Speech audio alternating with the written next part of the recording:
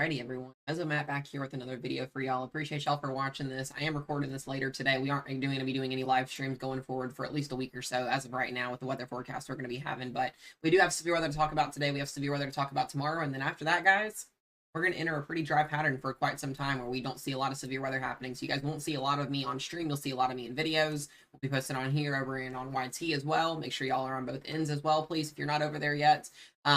I was also just really concerned for just a quick second because I just got a special weather statement across my phone here in the Western Kentucky area. If you guys live in Western Kentucky, we do have a cold front that is approaching the area here with showers and storms throughout the afternoon. That special weather statement's out here for our area until 6 p.m. Central Time this afternoon for cold air funnels and potential landspouts. We don't get that very often here. The last time we had that, we actually had an EF0 tornado touchdown up the road from us. So be mindful on that end here if you're in Western Kentucky. That's not something we see too often. That's typically over there in the Central Plains in the Northern Plains a lot when those landspouts happen. So yeah, anyways, on that end of things, let's go ahead and dive into the video for today, guys. Make sure y'all comment and like if y'all have anything, as always.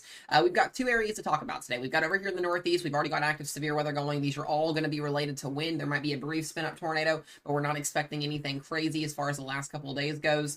This is going to be another wind event. If you're over here in the Northeast, you're like, I'm tired of the wind. This has been a repetitive pattern. This is the last day we should have to deal with this, at least as of right now for quite some time.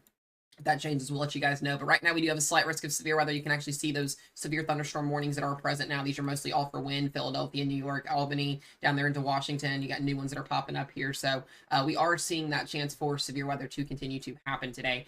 This should be done and out of here by later on tonight, close to 10 o'clock, 11 o'clock tonight. This will be pushed off the East Coast. We'll have one more day of severe weather down in the Carolinas tomorrow and into Georgia. We'll talk about that in a minute. This is, like I said, a wind and a hail threat driven. Really wind driven, but there is a small hail threat. There's a small isolated tornado potential somewhere up here between Washington and into like the Boston area. That's something we'll watch for a conditional tornado risk. We haven't seen any tornado warnings yet so far today, so that's really good news. We do have a marginal risk outside of this in the green. That's a level 1 out of 5. That extends all the way down here to the Tennessee line into parts of Eastern Kentucky. We've got Virginia in this, North Carolina. There are severe thunderstorms that do pop up outside of risk zones, so be mindful of that. This is daytime heat driven, basically meaning general thunderstorms pop off with high instability because of those daytime temperatures being so high, and you can get wind and hail sometimes with severe thunderstorm warnings. Some of these just kind of popping up here. 1-inch hail, 60-mile-an-hour winds, 1-inch hail, 60-mile-an-hour winds. It's very, very much normal. Now, where I was just talking about the cold air funnel and landspout situation, you can actually see that cold front draped over southern Illinois and Indiana right now. This will continue to work its way down south here to southeast. There could be a chance of some brief funnel clouds you see in the air, but these don't typically cause tornadoes that touch down. These are just funnels that you see. It's related with different shear in the atmosphere. There's a lot of things that go into producing those landspouts and cold air funnels. So I just wanted to give you guys a heads up there. Western Kentucky, southern Illinois, Indiana, and the central Kentucky tonight, there is a chance you could see a funnel cloud in the atmosphere. It's possible. And just looking at some of these discrete cells, we can definitely see some of these potentially could produce that. The other area of severe weather we're talking about today, it's a little bit of a weird looking one. You've got parts of Louisiana, Arkansas, you got Dallas into this. This is just a daytime heating event again. Marginal and slight risk added up here into parts of Colorado. Be mindful of that. That's also a wind and a hail threat driven. We could see winds maybe up to 60, 70 miles an hour, some hail as well, maybe an isolated tornado, but I don't see the tornado threat being a problem. We're going to continue to watch this for you guys. Now, what does this look like as far as the hourly forecast goes for you guys today? We'll go ahead and pop this up. We'll start here in the Central Plains, so that way we can give you guys that information first. That slight risk, like I said, you can see wind and hail popping up. You can see a little bit of a Boeing line segment try to develop around 8 or 9 o'clock tonight. General thunderstorms in Dallas, down here into the Arkansas area, Louisiana area. I will be watching this, guys. We might stream if things do pop off. I don't know yet if that will happen today or not, but just be mindful of that. Arkansas getting some heavy rain again tonight. I will say, Madisonville, Kentucky last night, just to the south of us, we had a lot of rain come through last night. I did a brief live stream last night. We were outside watching a lightning show. They picked up 7 inches of rain in Madisonville, Kentucky, which is just about 25 minutes down to the road to the south of us last night, and we only got about half an inch here. So be mindful of your rainfall totals in different localized areas that do see flooding. That severe weather threat does stop by midnight. You can see showers and storms moving their way through Louisiana, Arkansas, and parts of Mississippi and East Texas tonight. Through the overnight hours, this will drape down into parts of Houston, College Station, into parts of the southern Louisiana overnight tonight into the morning hours as well.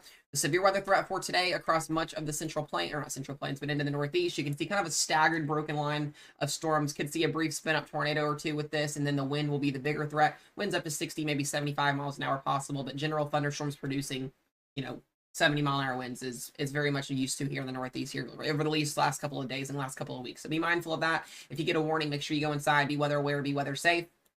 As far as tomorrow's risks goes, We'll go ahead and pop that back up here so you guys can see tomorrow's risk zone. We do have a marginal risk of severe weather tomorrow, and tomorrow looks to be kind of the last big day. We will have kind of these marginal conditional days throughout much of the summertime here in the rest of July, more than likely. But as far as an organized severe weather event goes after today, I don't see that happening for quite some time, and we'll talk about that active jet stream pattern here in a minute. But for tomorrow, marginal risk here on eastern North Carolina, southern Virginia, and eastern South Carolina. This will be a wind and a hail threat, and then another marginal risk here in the parts of the central plains from New Mexico all the way up into Rapid City, South Dakota, eastern Wyoming, western Kansas, western and central parts of Nebraska into that risk zone as well. And we'll keep an update on you guys for that. This could get added to a slight risk tomorrow, maybe in the central plains, maybe into the southeast. We'll watch that if that happens tomorrow. We'll give you guys an update in tomorrow's video on that. But that's all I've got for you as far as just the next 2 days. And then we do have one more marginal risk that was added for day 3 here, and that is also in the northern plains here. Just be mindful, wind and hail.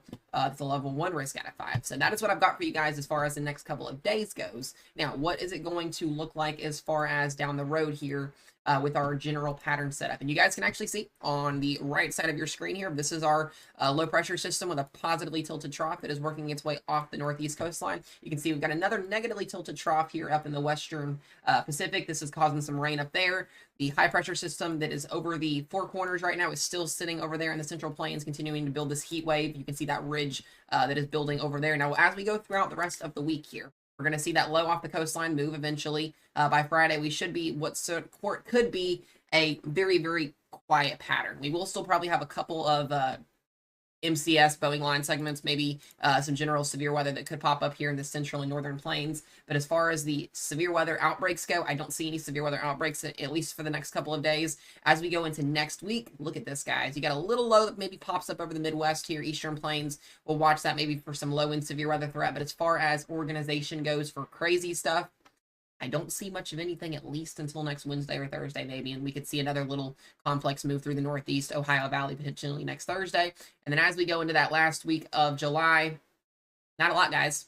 Really not a lot going on, maybe up in the northern plains. But as we get to that first week of August, things might change a little bit again, and we might enter an active period for the Midwest, Ohio Valley, and Northeast again. So I don't got much to talk to you on that end of things. We'll talk about the temperatures for you guys really, really quickly here. That heat wave continuing over in the West Pacific. It's been relentless over there. If you have been in that, my thoughts and prayers go out to anybody. As far as just surviving heat in general, it's not fun when you're dealing with temperatures in the upper hundreds and heat indexes pushing 110 plus. So it's definitely not fun. You can see all the colors here on the map. You got your purples, you got your whites, you've got your reds, your pinks. Those are your higher temperature colors. You can see the drastic temperature gradient here, and this is where that heat wave is going to continue here. We'll have a cool down over here in the Ohio Valley for the next couple of days. As we go through the weekend and into next week, we start to warm back up again over the Ohio Valley, and we'll sit here for the last couple of weeks of July and just continue to see heat and heat and heat and heat, and you can see where that ridge is at. And then as we go into that first week of August, potentially seeing more heat even over the central plains. So this looks to be a continuational pattern that we're going to continue to see for you guys over the next couple of days as far as that goes. That's all I've got for you guys for today. Look out for a live stream in case potentially something happens. I think I'm going to get on here in a little bit and do another outbreak storm chasing game for you guys. We'll play another stream on that today. Other than that, be weather aware, be safe if you get a warning today, and I will see you guys here later on.